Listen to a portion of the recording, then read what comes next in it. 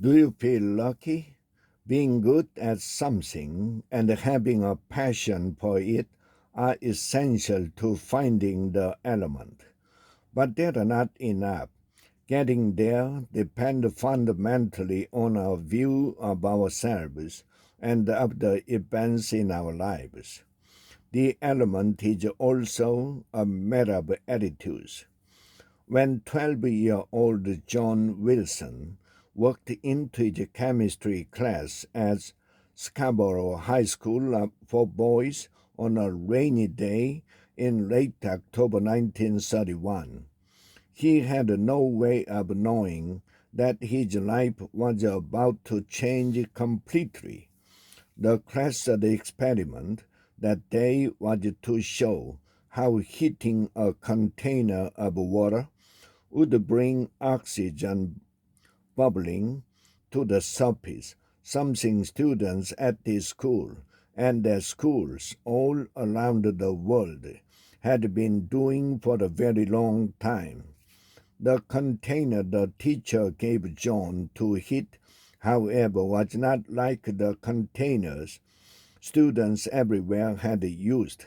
Somehow, this container mistakenly held something more volatile than water.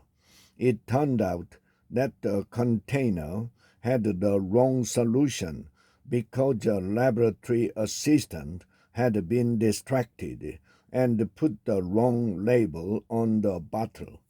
And when John heated it with a Bunsen burner, the container exploded, shattering glass bottles in the vicinity, destroying a portion of the classroom, and pelting the students with razor-edged shard. Several students came away from this accident bleeding. John Wilson came away from it blinded in both of the ways. Wilson spent the next 2 months in the hospital. When he returned home, his parents attempted to find a way to deal with the catastrophe that had befallen their lives. But Wilson did not regard the accident as a catastrophe. It did not strike me even then as a tragedy, he said once in an interview with the Times of London.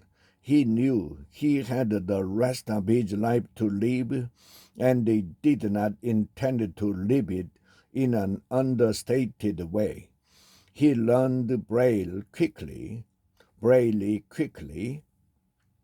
and continued his education at the esteemed Worcester College for the Blind.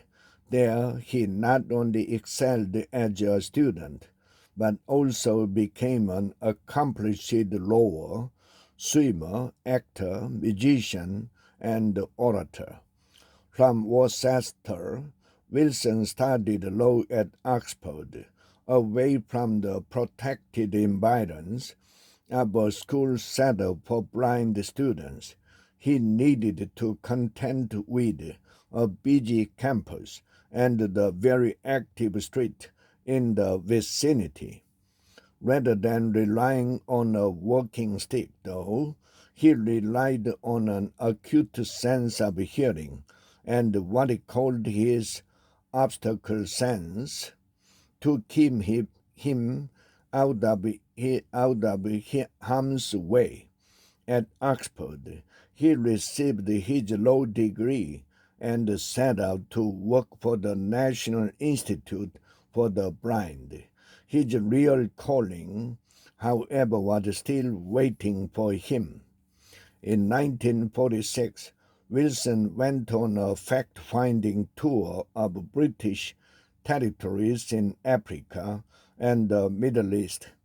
What he found there was rampant blindness, and unlike the accident that cost him his eyesight, the diseases that affected so many of these people were preventable with the proper medical attention. For Wilson, it was one thing to accept his own fate, and quite another to allow something to continue when it could be fixed so easily. This moved him to action.